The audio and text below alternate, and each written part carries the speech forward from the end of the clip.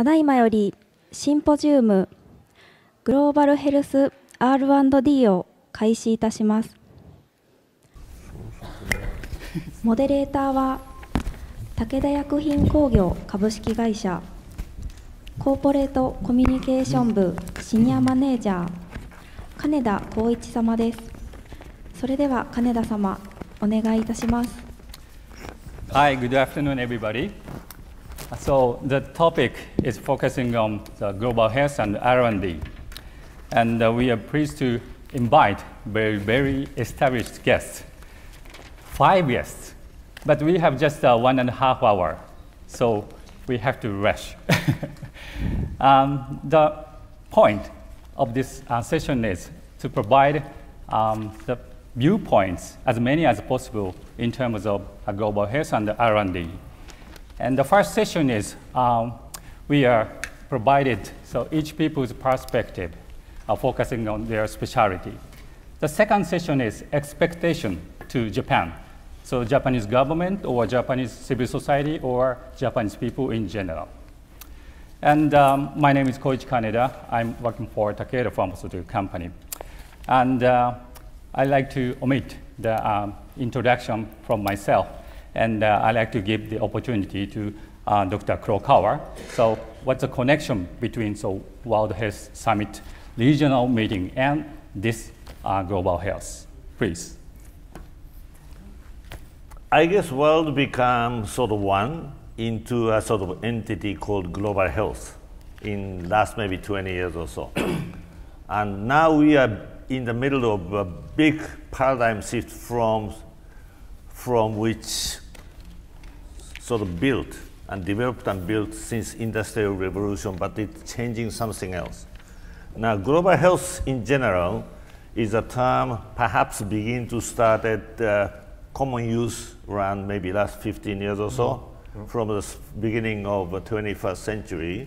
And I like to particularly like Japanese to know one of the major funds in the world affairs on global health is Global Fund. But this is the initiative by Japanese government at the GHIT summit in Okinawa, Kita-Kyushu. And Mori-san was the prime minister, and 2 agendas at that time. One was IT, he called it IT or something, but IT. Second one was global health, HIV, AIDS, and tuberculosis and malaria. And next year in Genova with Berlusconi, I think all the G8 committed certain money, and that was the beginning of Global Fund, which is a major donor, and which is followed by Gates Foundation around that time, and also PEPFAR by President Bush. These are the big sort of funds to support. In addition to that, many country to country, ODA, Japan has been one of the major donors to particularly like Asia Pacific over the last 40, 50 years, but I think now Africa is a part of these global issues. But we have not seen as a common agenda of global issues because Japan seems to be a bit sort of mindset is isolated. And just I like you to think about how the world is moving very fast, very fragmented, and become very fragile. And why become so fragile? And one thing I think very symbolic was one is Ebola, which started a year ago, because now Ebola was known as he discovered in 1976, but not many people think that was our problem. But with this, a lot of transportation and communication, many people are going worldwide, and all of a sudden, many countries begin to wonder, Ebola may be coming to us, right? So all of a sudden, there's a warning sign. Second warning sign is a very fragile Middle East with extremists like Islamic sort of rebel. And do you know when this happens? Many Japanese think Tohoku disaster and Fukushima, that is March 11th in year 2011, 4 years ago, right? When this Arab Spring started, that was December 18th in Tunisia of year 2010, which means only 3 months before this Tohoku disaster and Fukushima accident. Do you think what kind of change world is undergoing right now? and many Japanese are very much focused on this Tohoku and Fukushima accident. It's already 4 years, plus 3 months, Arab Spring started. And very fragile Africa, and Middle East, Syria, Yemen, and terrorists, all of a sudden, in January, in Jordan, Amman, 2 Japanese hostages on TV, everybody saw that. All of a sudden, you begin to wonder, this is a part of us. We have something to do with it. So this is the reality of globalization. So the mindset, you have to think, even Japan is sitting in the island, we cannot escape from this world affairs. And global health is very important because poverty and all the disease is coming at you. We are part of it. We should be sort of aware what kind of thing we could do. Government has been doing many ODAs. JICA, great institution, but I think most of us, many of us, should become more aware we are part of this very fragile globalization, which is a state of current sort of world affairs. Thank you. Thank you very much. And Dr. Kurokawa, could you a little bit touch on the GHIT, because so you were the chairman of GHIT. Why GHIT was created? Of course, Dr. Sringsby will explain detail, but a brief introduction, please. Perhaps I think I leave it to BT because just somehow that's a new system of financing global health issue is created over the last 2-3 years. But I think this is a wonderful sort of a new, very innovative financial mechanism. But since this was done, I was asked to chair this thing. So I started learning. But first things I did is just I sent an email to Peter, could you serve on this board, right? So this is a very important issue, but I think this board, which is half of this fund coming from Japanese government, but all the board members, more than half are non-Japanese. Very unique. Thank you very much. So, Dr. Piot, yeah. So you just published Japanese translation of the No Time to Lose. Yeah. Could you tell us, so Ebola outbreak issue? Of course, you have you made a speech in the previous session, but could you tell us the function of international organization? How was the response, and was it successful or fail? Please.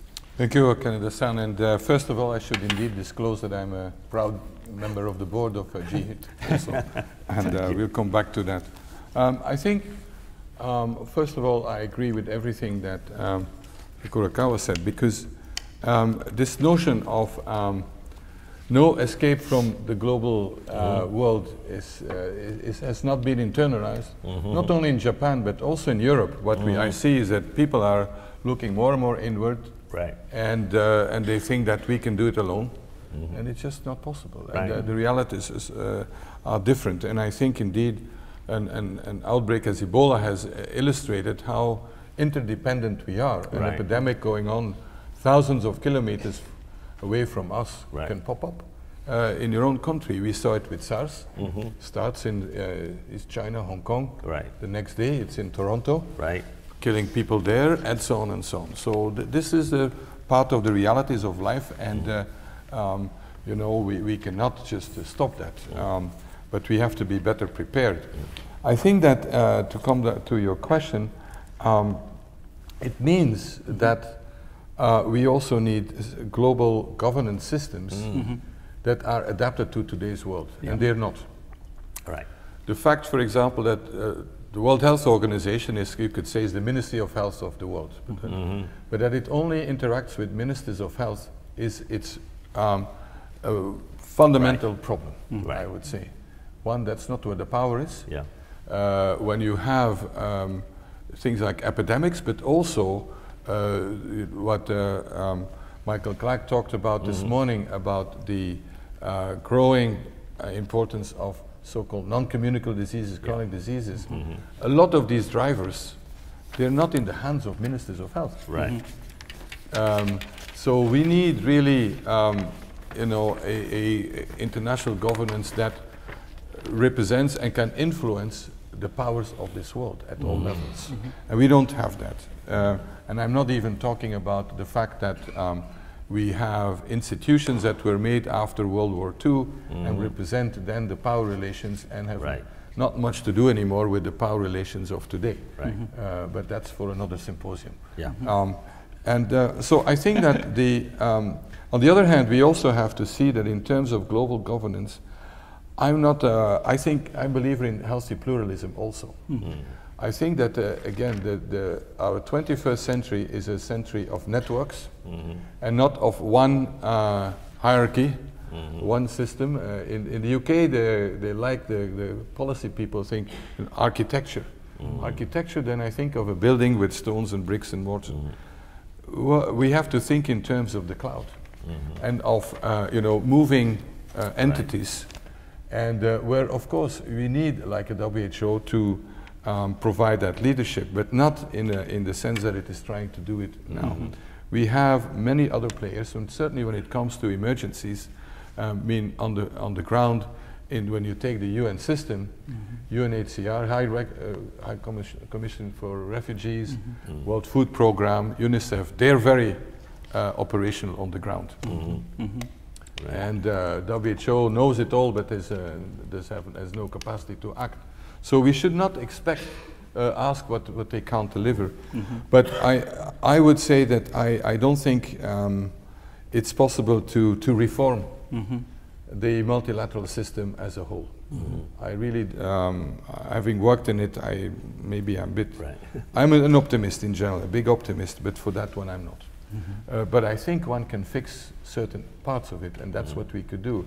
And when it comes to emergencies, we have a relatively good instrument, international health regulations. Let's make it work, let's give it teeth, let's uncouple it from the politics of WHO so that it has an independent committee that is shielded off from the politics, that brings its advice, and then it goes into the real world and has a capacity to collect the information. It must be supported by networks of laboratories of surveillance, and that's something that either countries themselves have to fund, or in the case of low-income countries, where there's a role for Japan, for the G7, the G20, and all that. The G7 has played a major role in global health. It was mentioned before. The G20 has not yet. And that is, I think, a very big risk, because there is more and more of the power is moving into G20, even if it's a big entity. So these are some of the issues. And a final point I'd like to make is on research and development governance. We are an academic alliance, so that's really important. And I think there we have a number of areas where market forces play their role, and and will provide, the drugs, the vaccines, what we need. But there are also market failures. Nobody's fault. That's the way it is. And I think like an epidemic like Ebola has illustrated that. And that's where I think the future is for. So joining the best of all worlds. The innovation or the discovery of academia, the innovation and the development capacity of industry, the financial and other power of the public authorities and governments, and that has to come together. So that, for example, in the case of Ebola and related epidemics, in between epidemics, we have to prepare for, let's say, when it comes to vaccine, we invest in the discovery phase and up to preclinical or phase 1, and then it's on the shelf. The problem we had now, there were good products, but they had never gone into human trials. If we would have had that by, let's say, August, we could have started immediately with efficacy trials. And now the efficacy trials may no longer be really possible to show that. So that's something that, again, I think will require new types of collaboration. And I think that's why where GHIT is a kind of a really good model from within Japan, but also at the global level. Thank you very much. Dr. Piot mentioned the word, the market. So the next speaker is Mr. Nagayama. And Mr. Nagayama is from the Chugai pharmaceutical. And my question is, so as a private sector So how do you think of access to medicine issue? And the last December, so you newly became a member of the GHIT. So why did you join the GHIT? So 2 questions, please. Nice. Well, thank you very much for the introduction. As I'm speaking from industry point of view, and firstly, I like to emphasize that pharmaceutical industry is a very global nature. And so the subject of GHIT came quite naturally, and it is a natural subject for us to address, the global healthcare. And my company has a mission statement which says that the Chugai's mission is to dedicate itself to adding exceptional value through the creation of innovative medical products and services for the benefit of the medical community and the human health around the world. So this shows that how globally minded that we are. And then I like to explain the background of our thought when we decided to join the GHIT. I think there is a striking statistics or estimation that the global population by 2050 will grow to somewhat 9 billion people living on the earth. And what is more striking is 22%, more or less, of this population are over 60 years old. And also 2/3 of this population will live either in Asia or in Africa. And this tells us something very important, that if, for instance, these are 22% of 9 billion people, because they're old, if they stay in bed and treated by doctors and staying in hospitals, that would develop the very serious concern about the global or the sustainability of the globe. It is very important that these 22% of the people can participate in social activities, working and doing something to create something for the community. And also in these countries, particularly in Africa and Asia, it goes without saying that there are a lot of diseases called neglected diseases or communicable diseases, which do not exist in the rest of the world. But there are millions of people suffering from these diseases. So imagine 2/3 of the population cannot participate in social activities because of these illness. That is not good. And in Japan, if you look at the statistics, the life expectancy has been prolonged and probably to the longest in the world, or maybe second. But the healthy life expectancy are not catching up with the speed of the growth of life expectancy. So this negative gap is costing any nation a fortune. And if these neglected diseases and uncommunicable diseases widen the gap between life expectancy and healthy life expectancy, that will cost fortune to any or each country. So we have to do something here that so that hoping that the pharma industry can make contribution of some kind by providing solutions to these patients so that these people can participate in the social activities. And that's another, that was another background. And also, quite importantly, these countries are expecting to develop their own economies. And in developing one's economy, it goes without saying that the population of a middle working class plays a key role. And if these people cannot carry out their missions and obligations because of the illness existing, that is quite negative to any country. And it is very important, like Japan. Japan, as you know, they introduced the universal healthcare coverage in the year 1961. And that helped Japan to develop its own economy, quite robust.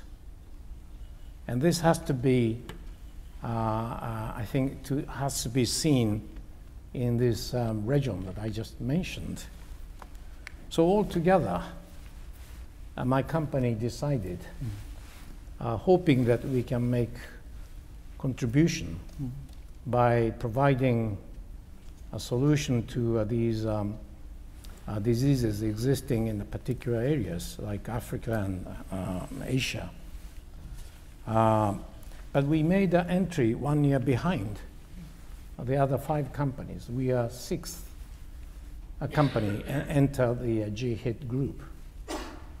And at the end of the first year that we realized that the proprietary technologies that we possess of the company can be very useful and probably can open doors for researchers to find something very important to treat these diseases, like antibody technologies.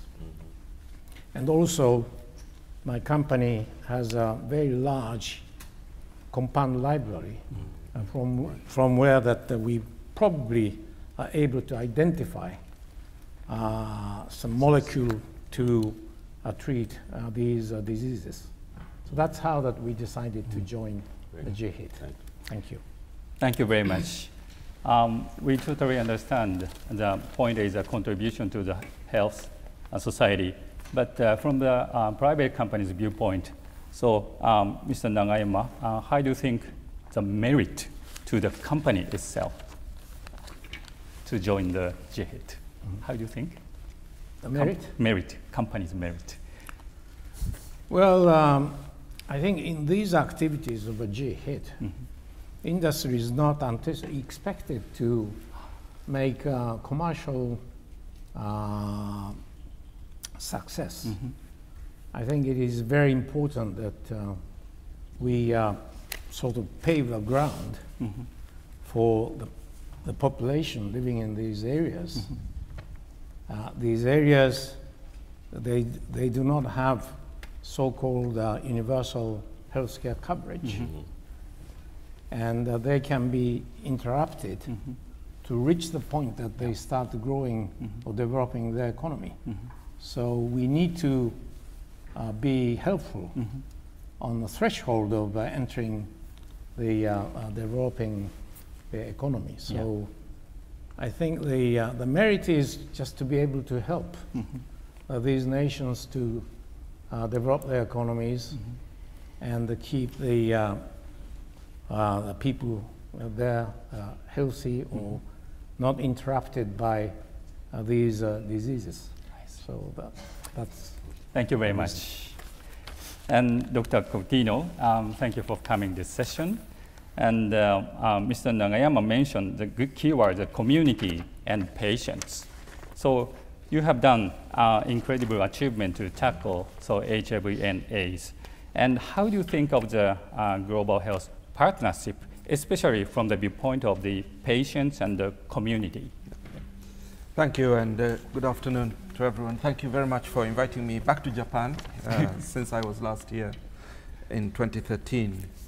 I've spent my 32 years as a doctor mainly working in HIV and AIDS in Uganda and South Africa. And for me, HIV is a very personal disease as well. Most of my friends have died of HIV. 10 of my own relatives have died and have been buried of HIV. So when I talk about HIV as part of global health, I speak both as a person affected by HIV, but also as a physician who has had the privilege to care for patients, and as a global health leader who has participated in many global processes to try to scale up known interventions. Yeah. And the first thing that I would like to say might sound controversial, but thank God HIV was a shared and continues to be a shared global problem. There is HIV in Japan, there is HIV in Europe, there is HIV in America, there's HIV in Africa. A lot more in Africa than elsewhere. Yeah. But nonetheless, it's a shared global problem. Can you imagine a world if HIV had only been in Africa? It would have stayed a neglected tropical disease. It would not have attracted the amount of research and development, money, or thinking, or brains. So despite the tragedy of HIV, thank God it was a shared global problem. And Ebola has only started becoming a shared global problem. We hope it's not forgotten once it's controlled and it becomes a neglected tropical disease. But it also became a shared global problem because HIV and AIDS attracted advocacy, activism, and partnership with communities, with civil society, with government. Peter Piot headed up UNAIDS that did a tremendous job to make people understand this was a shared problem and required a shared response. But as I said, 10 of my own relatives died before antiretrovirals were introduced into Africa.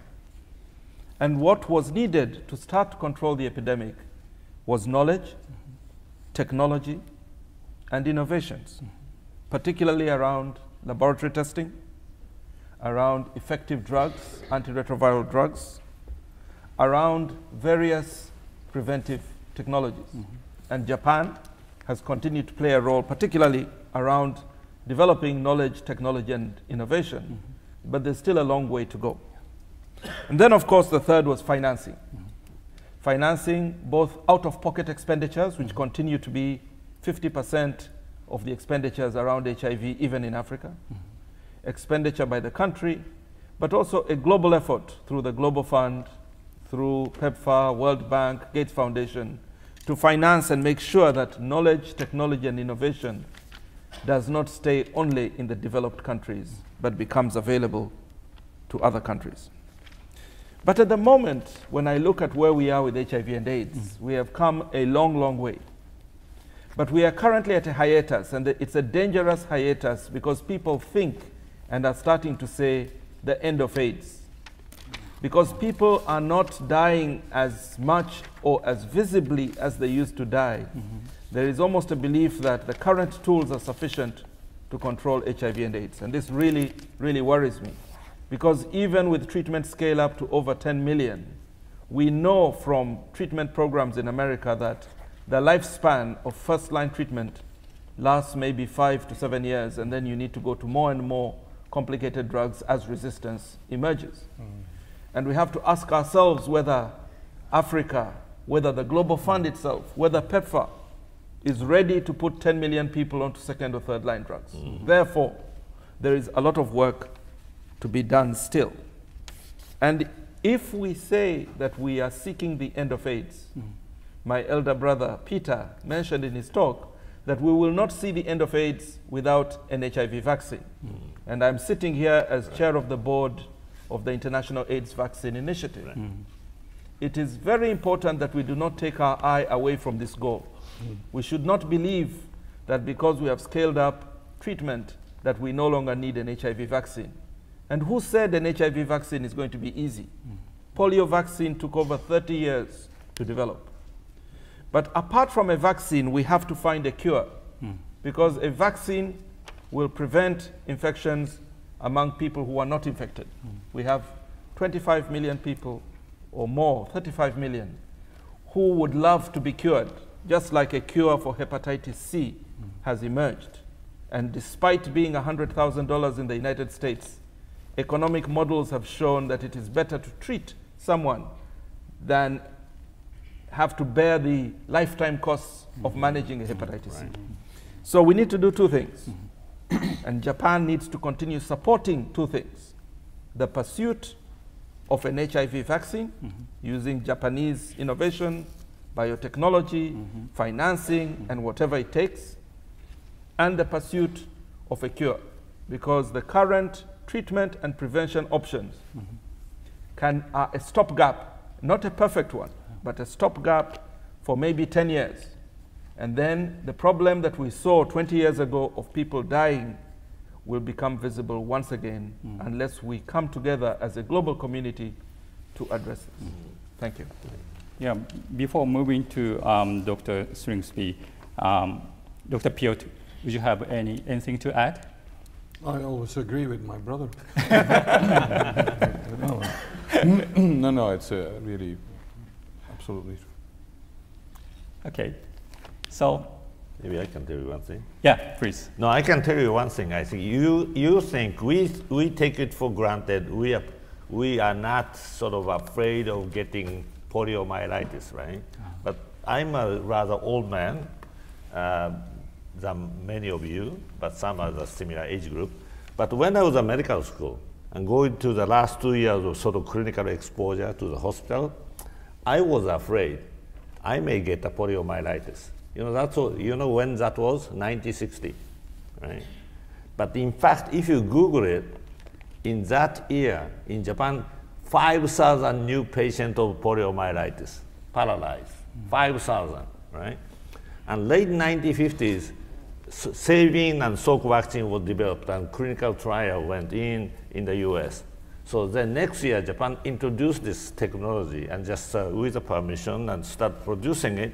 1962, maybe some of you are born, Japanese government started vaccinating poliomyelitis to all Japanese. In 1980, they declared there's no poliomyelitis in Japan. Now, in the world affairs right now, some part of India, Afghanistan, and Pakistan, still there's some unimmunized patients because it's a very different way to do. So you have to immunize everyone, you know, babies, still unimmunized. Suppose one patient or one boy gets poliomyelitis, that's a drag on the family for the rest of their career. So now we are very fortunate to have an impact of vaccine, which we are very much feel very comfortable. But still the rest of the world in the globalization, I think still it's there. So I think that's only 1960, 1 year before we implemented universal health coverage in Japan. Yeah, the history is very, very important. Okay, so let's move to Dr. Sringsby. So as you are the executive director of GHIT, so could you explain, so what point is very, very innovative as a scheme? And could you explain the whole picture and progress up to now, please? Okay. Yeah. Well, thank you. And thanks for allowing us to be here today. What a fabulous panel. I think the key concepts, or some key concepts that have come up in this panel are two, and that is the difference between looking at a global disease or disease with a market versus looking at neglected diseases where that disease is not really prevalent in the major markets of the world, in Japan and the US and Europe. The other concept is that of the market and innovation. So let's take the first, and the first is with a disease.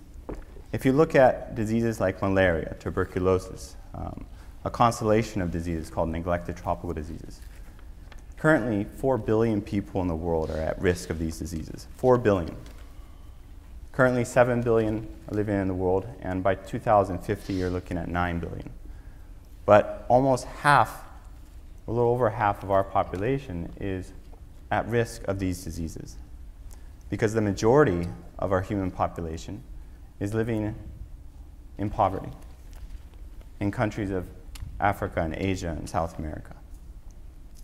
And it's these diseases that don't really exist in Los Angeles or in Tokyo or other major cities and major populations throughout the world.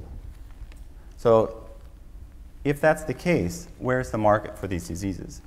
Well, essentially the market does not exist. The other key concept is between market and innovation. And if we look at the difference between market and innovation, you're looking at who actually produces and develops new drugs, new vaccines, new diagnostics, new technologies. It's going to be the private sector from the market. Obviously, the private sector works with academia. They work with nonprofits. They work with research institutions throughout the world and in each country. But essentially, that product, when it comes out the door, it's more or less going to be from a private sector company. But how are private sector companies governed? They're traditionally governed, if they're public companies, by their shareholders. And their model of sustainability is going to be one on profit. So the question becomes, how do you create profit out of a new product that doesn't really have a market? And therein lies the market failure. And that's why many pharmaceutical companies throughout the last decade have basically departed from infectious disease. Even HIV/AIDS right now is struggling in terms of looking at, HIV/AIDS drugs right now is struggling in terms of where are the new innovations going to come from. The market is essentially failing us. Now, on the flip side, you're looking at the countries that really produce the most amount of innovations out there currently are going to be the US, Japan, UK, Switzerland. These are really the powerhouses in terms of pharmaceuticals. So the question became a few years ago, how do we use Japanese innovation? How do we utilize Japanese pharma and Japanese research, Japanese insight for neglected diseases in order to create products, to create medicines, to create vaccines, to create diagnostics for these diseases that aren't really global diseases, as Alex has said. Really diseases that are most prevalent in the developing world. Well, the market alone is not going to do it. But can the government alone do it? Well, no. They need private sector to work in collaboration with. So therefore, we created a public-private partnership where government and private sector can work together to try to advance the development of these new technologies and innovations. The Global Health Innovative Technology Fund, GHIT, was set up 2 years ago to precisely do this.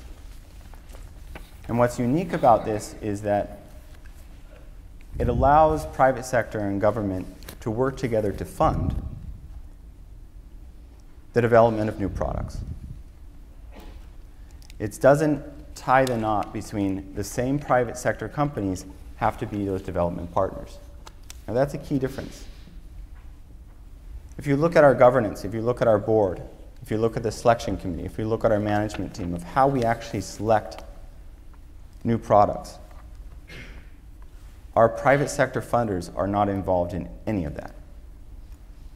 What they do is they work for government in terms of trying to fund these new products. And by doing that, we're allowing a mechanism that is really free of conflicts of interest in terms of between the funders and the grantees or the investees.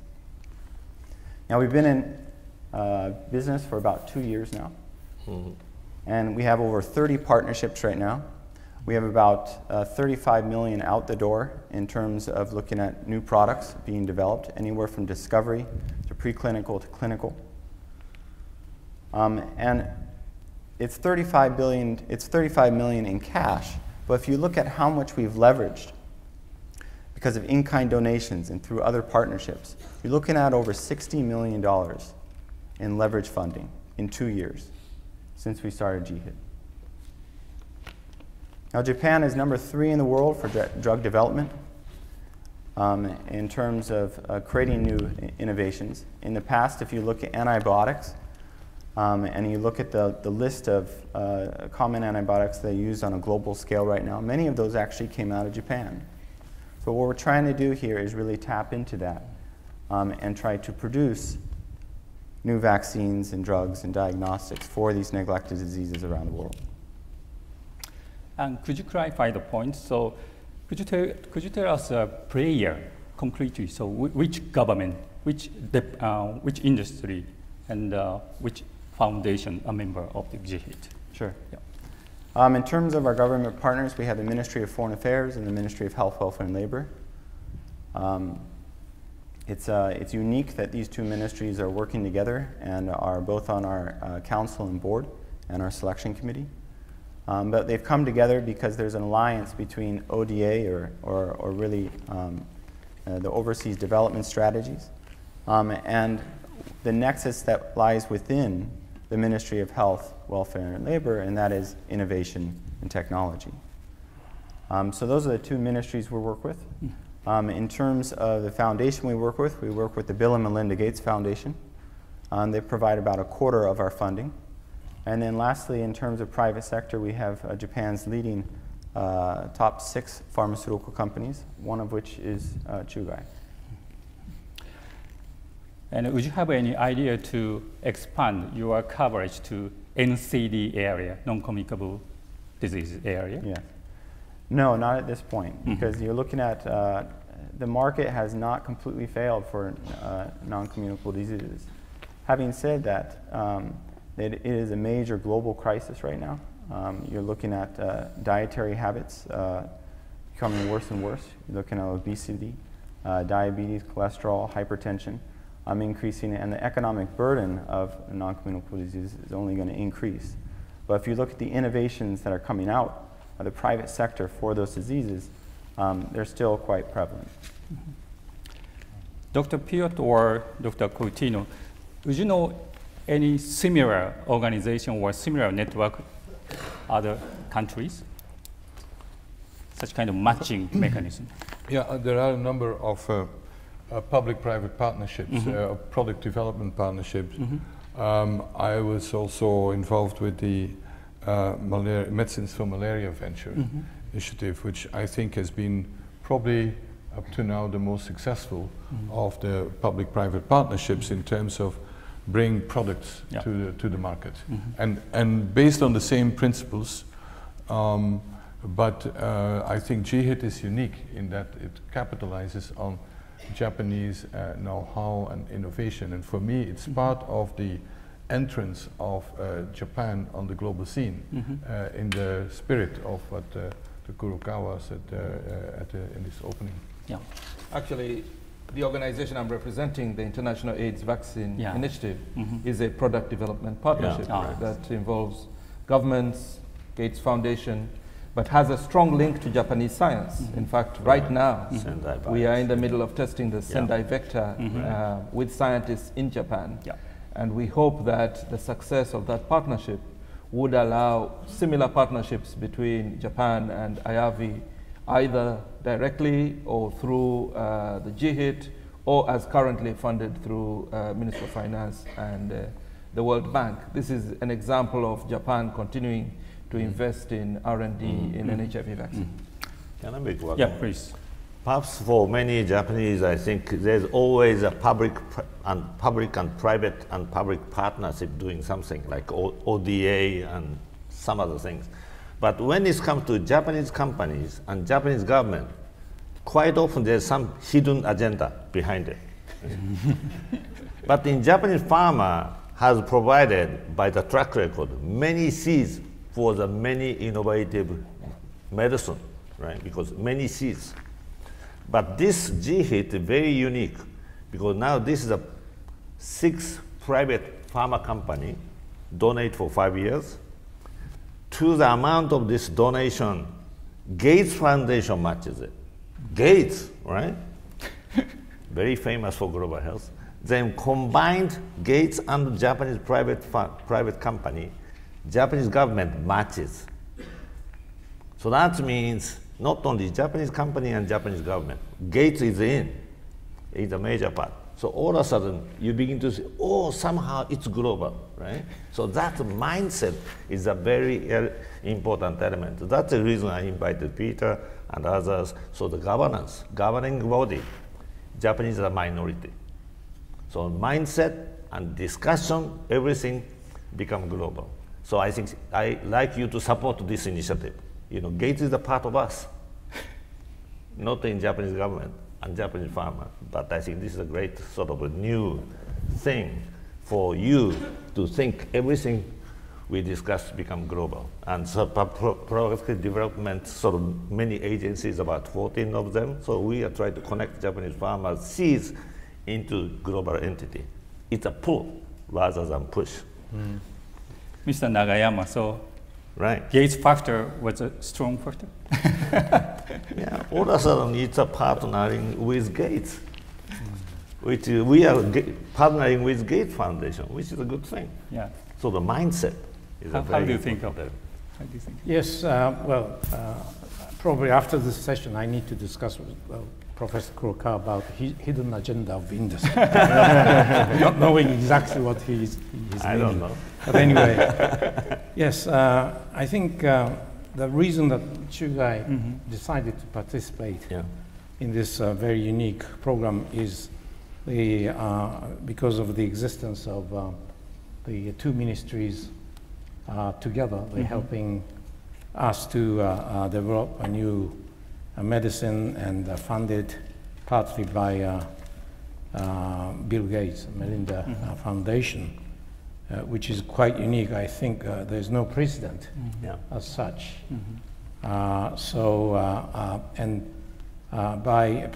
Since we decided to join, we are now trying to identify what exact target that we should really pursue, and we are near the conclusion. Although I cannot, it's not hidden, but it's not public yet, and that will soon come out. And but I think I'm personally, by talking to my research colleagues, that there would be a lot of small diseases, but very serious diseases, that we can probably find a solution to them. So we are very hopeful for that. Good. Thank you very much. Okay, so let's move to the second session. So that is expectation to Japan. So Japanese government, Japanese people, Japanese NGO. So please, Kurokawa-san, do you have any idea? Let's see. No, I think GHIT is one thing, and global health is another one. I think Japan has been very strong, but how many what fraction of Japanese in ordinary life they are aware of that kind of sense of we are part of globalized world. I mean that is a very important thing. I like to also share with you. It's a very rare opportunity for us to have Peter and Alex together on this panel. I like to share with you the fact there's in Hideo Noguchi Africa Prize in Japan. This is the only prize, official prize by the government of Japan, and this is sort of started 7 years ago, and coincided with TICAD, Tokyo International Conference on African Development, and I think they asked me to chair this. This is the Koizumi Prime Minister Koizumi's initiative, but in the second round, which was 2 years ago, we choose two persons. One is medical science, who made a major contribution in the issue in global health and Africa, that's Noguchi Africa Prize. And also another person is somebody who made a major achievement in the healthcare and the health sort of infrastructure and sort of, not a medical science, but healthcare and implementation in African development. And last 2 years ago, second laureate was Peter. Piotr was a medical science for his discovering Ebola and HIV/AIDS in Africa, UNAIDS, and made a lot of administrative impact on this Africa Prize. And Alex was also at the same time 2 years ago, who made a major, he was a Noguchi Africa laureate. So we had a big celebration since this is the one only official prize of the Japanese government, that's your government. And this award ceremony is attended by Emperor and Empress and head of 3 branches of the government. That means Prime Minister and the head of Sangin and Shugin, both houses of Congress, and head of Supreme Court, Saiko Saibansho, no Chokan. So this is the only prize award ceremony which attended by all these, by the Japanese government. I think you should know, because many bureaucrats are not telling you this kind of very important thing, because this is a pride of the Japanese government, in my view. Peter and Alex, and they become an ambassador of this prize under the Japanese government. So I think they are great, great leaders. And we are so fortunate to have two together. It's a rare occasion. Thank you. Thank you very much. Thank you. So, Dr. Piot. Yeah, that was, I must say, certainly one of the highlights of my life. Thank you very much. Well, I would say, we talked a lot about innovation and delivery and pharma and academia. Let me think a bit more of the global political scene now. And I think that the next 18 months are going to be very crucial for Japan's role in global health. We have a number of events that Japan is hosting and taking the lead. This G7 after Germany this year. And I think that a number of the issues that have been discussed will be brought on by Germany and then further highlighted by Japan. And I know there's a dialogue, so that is a very important opportunity for in about slightly over a year's time, but leading up. Secondly, there will be the TICAD, so the Tokyo International Conference on African Development, for the first time in Africa, not in Tokyo or Yokohama. And that's another opportunity to come up with some kind of new way of thinking in terms of not only development, but where health and global health will be an integral part of it. So that's thirdly, Japan is hosting, the Prime Minister actually, the pre-replenishment conference for the Global Fund to fight AIDS, TB, malaria in December. And that's another sign of leadership and saying, look, we are a player in the world. We're not just paying, because up to now, Japan was considered as a bit like Germany. You know, you pay and you keep silent, and you know, and others will run the show. No, honestly, and that's why I think that the World Health Summit that you know, Sir Ganten launched is so important, so the Global Fund replenishment and also GHIT replenishment next year. So all this comes together, and I think if the stars are aligned of you know, discovery science, innovation, you know, industrial development, the global community, and then all these events, that can become a significant year, a game-changing year. So that's, I think, what I see as the opportunity of the next about 18 months. Thank you. That means I had to talk to Dr. Ganten too. Because Germany is hosting a G8 this year. Well, in a month. I mean, in a month. Right. 2 months. Yeah, less than 2 months. Yeah.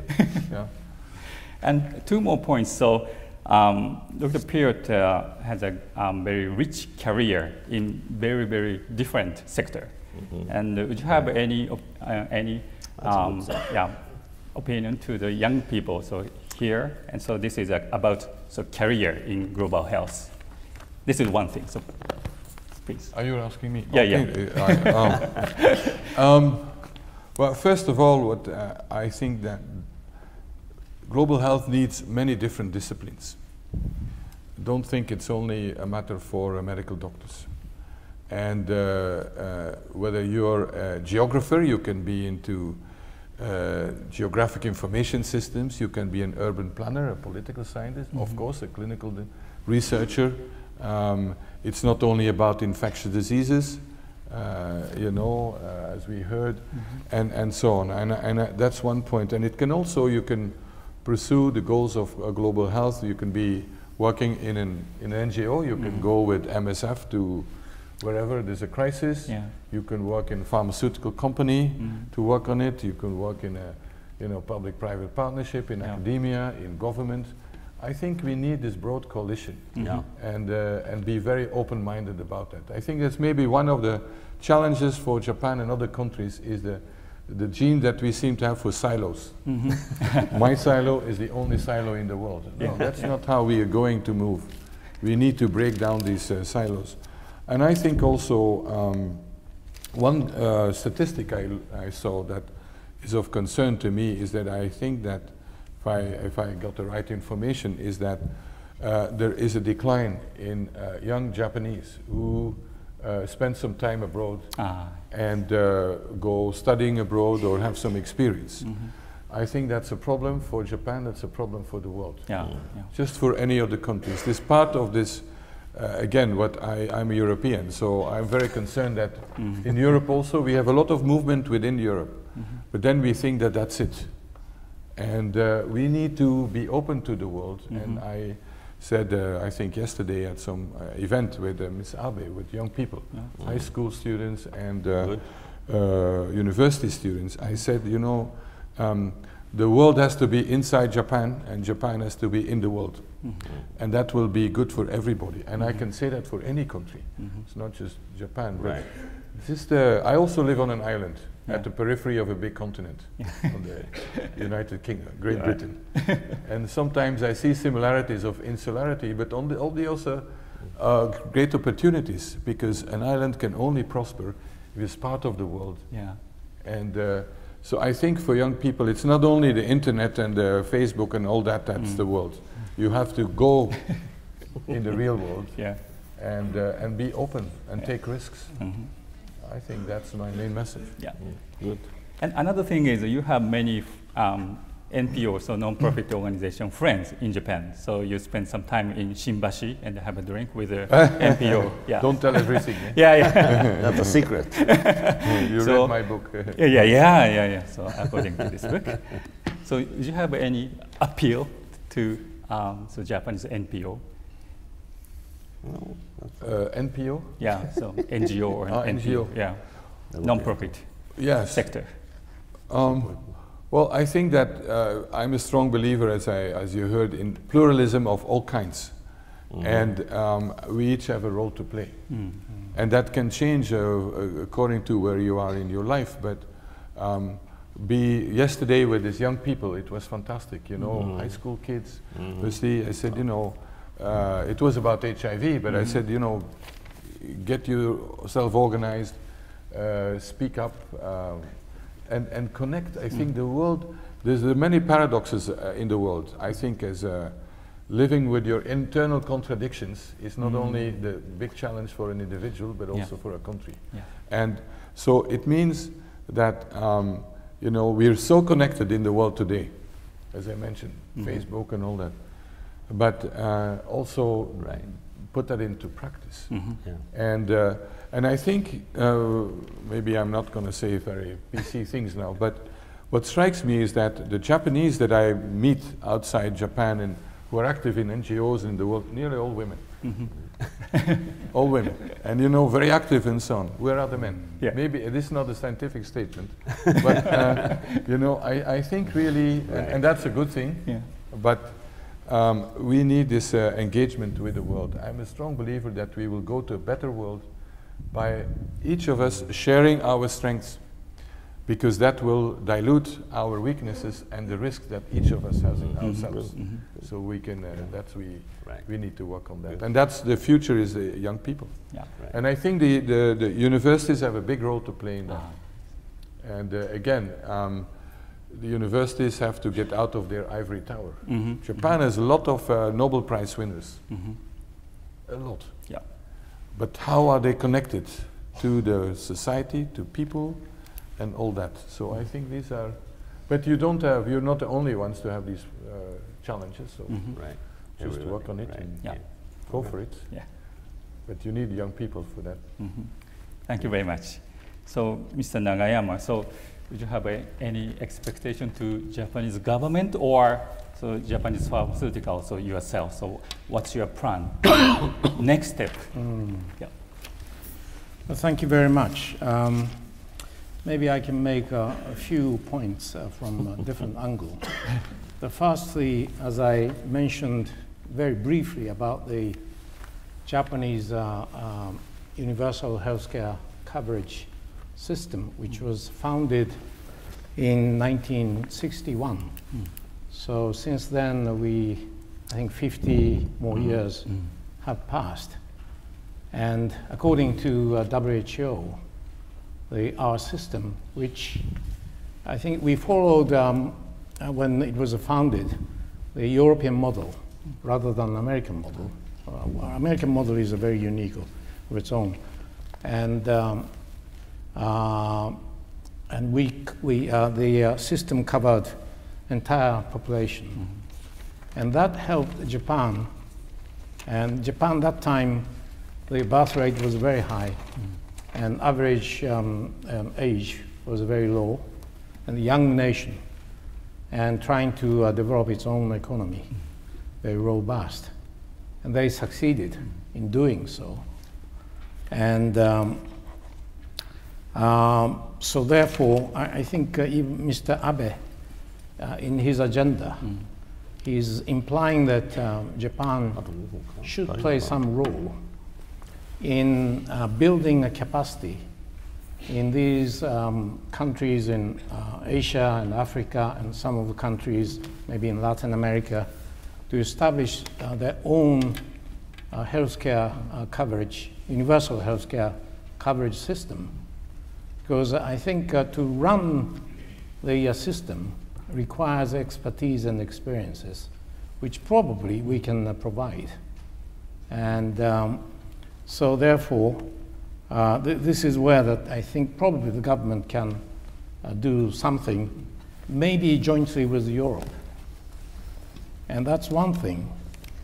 And also, the other angle is the Japanese economy facing decreasing population and a very low birth rate.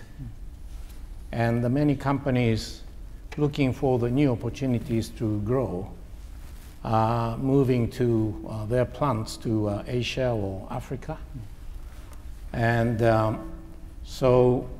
but I think these economies in those countries need to establish its own universal healthcare coverage. Otherwise, as I pointed out in earlier, that the people cannot work without worrying.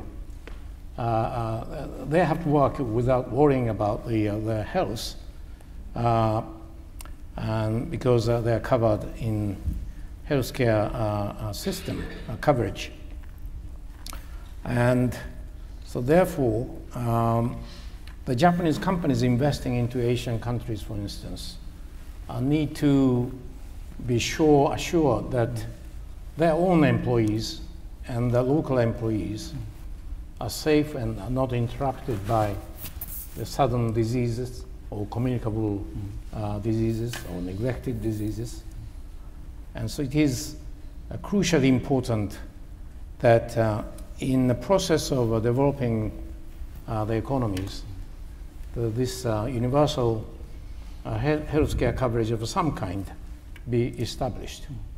And talking from pharma industry point of view, the Chugai and many companies have engaged themselves in donating the medicine, a very expensive medicine which these countries, many of these countries couldn't afford to use, or donation or technological transfer, so that in these countries that they can produce the products. But these donations cannot last forever. I think it is very important that each nation develops its own system so that their economy of a healthcare system becomes self-sufficient. And I was told that by Minister Takemi that the per capita income of Japan in 1961 is nearly close to that of India right now. So we started our efforts at the very early stage of economic development. And that's another thing. And, but from industry directly, we really need to see the market of true sense, so that they don't rely on donations. We're ready to do donations if they're absolutely necessary, but this cannot last forever. And, but if these neglected diseases and communicable diseases are blocking any country to develop their own system, we are there to remove it by providing or developing new drugs to treat those patients. But from there, I think we probably need to see the market formation so that the new drugs for non-communicable diseases and neglected diseases can be financed through the universal healthcare coverage. And this cycle, I think, is crucial, although probably what I'm saying sounds quite far-reaching, but I think this is because the pharmaceutical company, according to the statistics coming out from Tufts University, in order to develop a real innovative product, it costs one company about $2 billion, because the $2 billion include the cost of a failure. And development of new innovative drugs is based on a series of a failure. And so I think it is very important that the people will understand. I know that there's always argument about the primacy, whether it's a life or a profit. But the pharmaceutical company, in order for us to develop something, it costs us, regardless of the company, $2 billion for one drug. And this has to be financed by a company. And so the companies need to get some profit and to take the profit so that they can recycle the money into the further development of the new drugs. So this is sort of a cycle that I like to see happening. Thank you. Thank you. So maybe we have to create some sustainable model, business model, to keep the balance between society and the company profit. Right? So Dr. Cottino, so would you have any opinion to the Japanese something? So my comments are going to be mainly for younger Japanese. Younger Japanese, okay. I am told Kyoto has 50 universities in and around, which means there are a lot of young people here. And my own children are 30 years, 29, and so when I look at them, I know they are the future. The young people in Africa, young people in Japan are going to be the future, like it or not. As we age in this panel, there have to be people to take over. And I think for Japan, I will echo, Japan needs to think more global. Japan needs to look at its history of 2,000–3,000 years. Really, it's one of the few cultures that can count a culture going back 2,000–3,000 years and understand that it has always been a global leader. And there is a unique opportunity that Japan sees to be a global leader in the field of health through establishing the Global Fund, through pharmaceuticals, and through many other areas. But the one area I would want Japan to focus a bit more is to help Africa develop its research and development capacity. Not by sending Japanese researchers to take off blood in Africa and bring back to Japan for analysis, but to work with Africa to develop centers of excellence that can do research and development. I headed up one of these centers in Uganda, and it functions as well as any center in Japan or around the world. Through a partnership of scientists, my head of research was Japanese, but Japanese American. So these kind of partnerships work very well. And I think this is the time for young Japanese who are interested in science to think global. Would you have any concrete example, the relation between Uganda and the other country, or Uganda and the other private company? So, in terms So of the R&D. institute I headed, the Infectious Diseases Institute, has a collaboration of 10 other universities in Europe, in America, but no collaboration with Japan, except my head of research was Japanese. So that counted just as much. I see. But that's partly because there are not that many young Japanese who come to Africa and spend time. And I think it's important for young people not to think that an iPhone is globalization, because you can go to Facebook and Twitter and think, I am global, I'm thinking global. But when I fly from Africa, as I did yesterday, and land in Japan, sometimes I think I've gone to the moon, because there is such a difference. And yet there are many similarities. So it's important that people come to Africa and spend time. And there are government programs in Japan that are able to do this. But even pharmaceutical companies, as some of your employees get older and wish to spend a little time to do corporate social responsibility, there is a possibility to attach some of them into an academic center in Africa for 6 months to help develop research and development. Because it is only through research and development and innovation and through partnerships that we are going to make inroads, that we are going to make vaccines, not just for HIV, but for other diseases that are afflicting Africans. The other is that there are some fields that need a little bit more investment. We need to interest young people in the field of immunology. I think from the presentation on tuberculosis, there is a song that says, "There are more questions than answers," by Johnny Nash. And that song is appropriate for TB immunology as it is for HIV immunology. So engaging partnerships, because most of the people who have these immunologies are in Africa and Asia and India, and Japan needs to go there and set up this institute. Finally, we spend a lot of time doing research on those who are infected. Maybe the answer is with those who are not infected. Why are some people exposed, but for some reason don't get disease?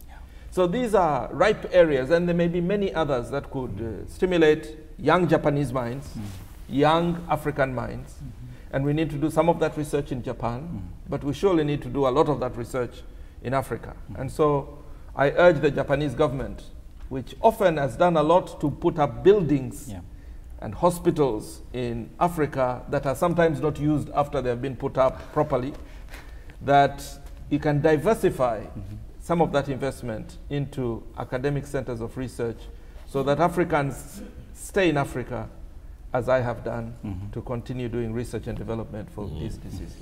Thank you very much. So Dr. Cottino mentioned the real experience is very important, and more investment in soft area. So finally, Dr. Slingsby, please. So maybe it might be your commitment future or the request to the government, please. Well, we've been talking a lot about globalization. And if you look at what globalization is right now, it's basically looking at an increase in human mobility as well as an increase in urbanization. Now, an outcome of that and a result of that is possibly, if you look at the Ebola phenomenon of the last year, how it spreads so quickly is a precise result of this.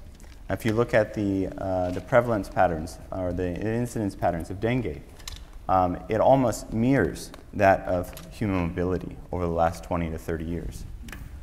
Now, a byproduct of globalization is not that we're not only traveling a lot and that we have jet lag more often, like Alex is experiencing, but there's also another lag of globalization, and that is people travel a great deal these days and are very global, are on their phones, are having teleconferences and meetings across the world all the time, but there's a lag in terms of the mindset. There's a mindset lag in terms of globalization. And it doesn't mean that it would be great if all of us can travel every other week to countries throughout the world and experience that jet lag, while at the same time creating that kind of global mindset. But I think the real kind of global mindset starts at home. It starts at, for instance, in Japan, of not only working within your own silo, of working within private sector, but working with academia, or for academia to work with private sector. with government, with civil sector organizations. The ability to go beyond your comfort zone is really globalization. It's that mindset. It doesn't matter if the other culture is another culture in a different country or a different language. It could be well within your subculture within Japan or within your own country, wherever you've come from today. But to go beyond that comfort zone and to really think globally, globally not in the terms of bilateral relations, not in terms of going beyond certain borders, but going beyond your own border. Your own border in terms of if you're from private sector, to work more proactively with academia. And we often refer in product development innovation as there's always a valley of death between discovery and product development. That valley of death that really is a gasping valley here in Japan, where the biotech sector doesn't really exist. There's not a lot of venture capitalism here. There's really a gap between academic research, the tens or almost the multiple Nobel laureates here in Japan, and that of private sector here in Japan. That gap exists precisely because there's that lack of the mindset, that global mindset, to go beyond your own comfort zone and to work with other sectors. That's not only targeted to academia, it's also targeted to private sector, it's also targeted to government, but that starts with the individual. So if each of us can become to think globally, I think that's where we're going to see the change. Thank you very much. Okay, so we will start Q&A session. So we will take 2 questions. So if you have, so 1 and 1 more. 3. Okay, start from me. Okay, please. Yep. Microphone. Any microphone? No? Yes. Hi, good afternoon. I'm Don, Associate Professor of Public Health from Xianjiaotong, Liverpool University in China. I've been attending lots of global health conferences, but there is one thing that is not being touched. The framework by which global health is being acted upon. Peter has been touched about this though a little bit, but we never talk about in-depth governance. For example, why would we rely, it came out from the speeches, why would we rely global health research and development on the market forces and economy? Even if communism or socialism have died, it does not necessarily mean that we should not look at other frameworks by which we act, for example, within research and development, by looking at profits, by looking at, for example, what would be the philosophy? The reason why companies get rich, it's because they get money from the users of the products. Why don't we have a democratized philanthropy where it's just an exchange of goods, people use goods, Gates Foundation has been earning lots of money from us, therefore we should also have a say in whatever goal global health has. So rather than being reactionary to a global framework, we should at least go and touch things at a deeper level rather than looking at PPP as a solution because we cannot touch on the governance framework, for example. So my question is, should we start I think we should really start discussing and talking deeper on the overall framework by which we act as a global health world. Yeah. So to whom? Just a reaction. Well, I am very much interested with the CEO because he is very much into investments, public-private partnerships. Can we have other forms of framework where we can experiment on, for example? Okay. I think the paradigm shift in terms of how you think about the market, if that's not based on capitalism, it's based on other forces, basically what you're proposing. It's a great concept within itself, but who and how do we implement that as a global society? For instance, is it going to be governments? Is it going to be the WHO?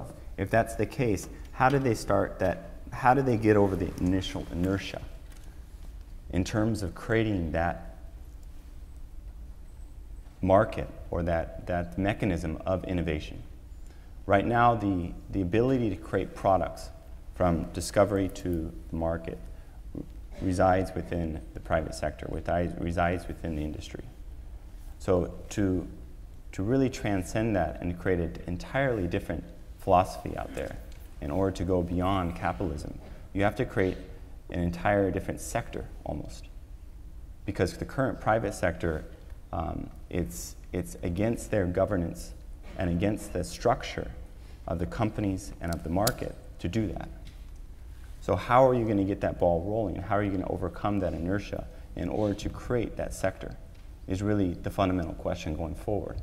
You know, if governments and, for instance, the WHO are interested in that, that's great that if they're having those discussions. But again, the kind of the tipping of the tide there is going to be how are you going to actually create an entire different sector that is capable of creating those products on those principles and on those bases. So I think the idea is superior, but how do you implement that idea is an enormous problem and challenge, but maybe a great opportunity as a global society going forward. Okay, so any other question? Okay, please. 他にいないの? .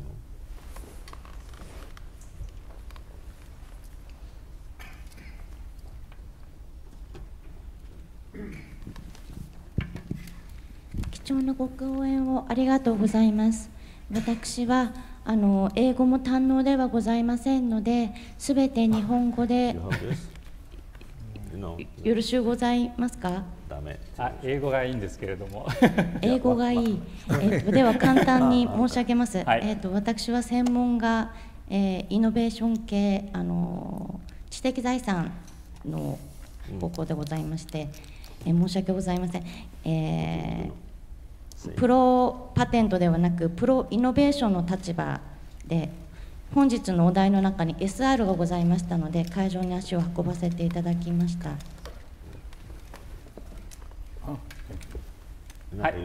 もう簡単ね一言でなのですが、お願いします。短くお願いします。震災から4年経ちましたが、チラージンというお薬は現在でも福島県いわき市内にある某民間製薬会社の方々がいまだにそちらだけで作っておられるというふうに聞いております。震災の時に、いわゆるそのお薬に対してのアクセスの問題がございまして、工場が被災したということで再稼働までの間お薬は、輸入に頼ったという経緯があったというふうに伺っております。私は専門ではございませんので甚だ不勉強で、理解が及んでおりませんと思いますが、こちらにいらっしゃる意識の高いご経験豊富な先生方はそのようなクリティカルな特にチラジンというお薬は甲状腺のトラブルに非常に大きな、問題を抱えている方が常用されるお薬というふうに私は伺っております。これだけ時間が経ったにもかかわらず他の地域他の企業様で製造されるようなお話がない動きがないということはどのように考えればよろしいでしょうか。オーファンドラッグというお話も先ほど少し耳にしたかと思いますが、このチラージンというお薬は今後日本においてやはり1箇所だけで製造されていくというのはリスクが高いのではないかと個人的に思いますが、そのあたりどなたかということではなく、もしお考えをお聞かせいただければと思います。日本語で大変申し訳ございません。よろしくお願いいたします。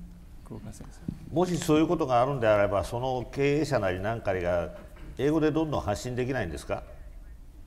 例えば、いや政府に言っても相手をしてくれないっていうんだったら、ツイッターでも何でもいいから英語とかなんかやると、日本で作る必要はないわけで、引き受けてる人、聞くれる人はどこでもいるかもしれないということですね。先生、ありがとうございます。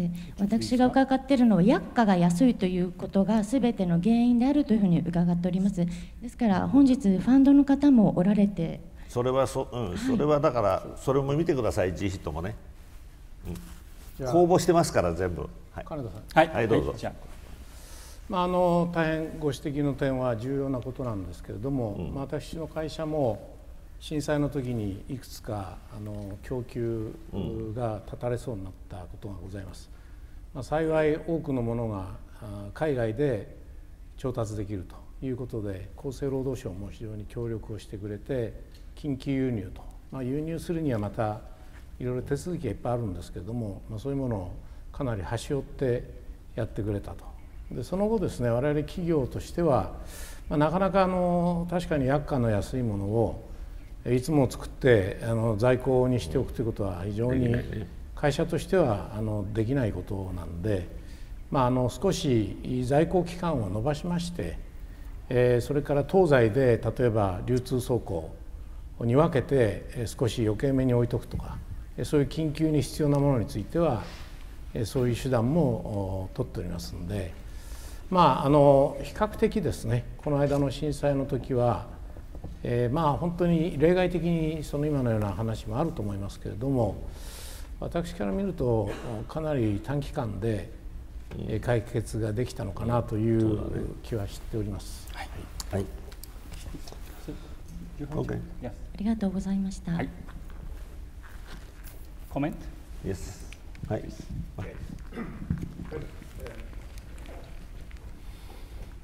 一つしかないのか。I think this is an extremely interesting and important discussion. I'm not sure whether I followed the last comment fully, but let me take up the question by my colleague from China. My feeling is this discussion here in the panel has been very harmonious, with specific insights, but not as controversial as it should be if we see what's going on in the world, and as we have seen, in the various presentations.